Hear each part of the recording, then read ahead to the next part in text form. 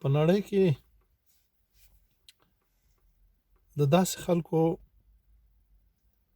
اړتیا ده، د داسې مسلمانانو اړتیا ده چې ایمان لري، عمل پې کوي. اوس خو داسې خلک زښت ډېر دي.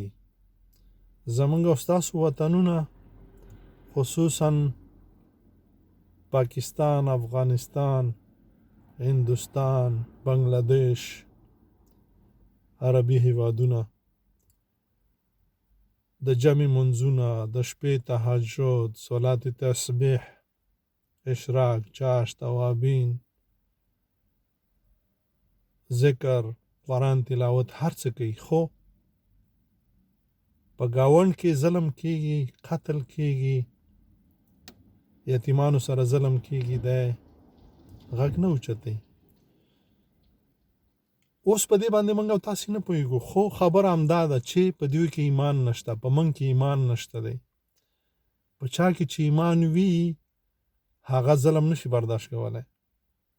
په چا کې چې ایمان وي هغه کونډه، یتیم، غریب، مسکین نشي برداشت کولی. په چا کې چې ایمان وي هغه په خپله په ډکې خېټې ډوډۍ او په ګاونډ کې همسایګان وږي نشي برداشت کولی. نن موږ کې ډېر لوی توپیر راغلی، خو هغه خلک پوهېږي چې کوم د تاسو نه لرې دي. مخکې به یعنې زه د دې ټولنې نه ډېر مخکې راوتلی یم، 30-35 کاله وشو. مخکې به خلک ویل چې پلانکی سړی دینداره دی، د دین محنت دی. نن خبرې بالکل بدلې شوي دي. نن د دین نوم نشي اخیستل کېدی، نن نورې خبرې کوي.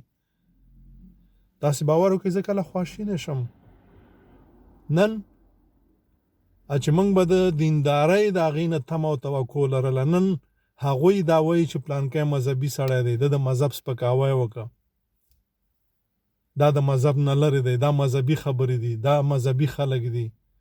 نور نو قضاوت په تاسو، دین چرته او مذهب چرته.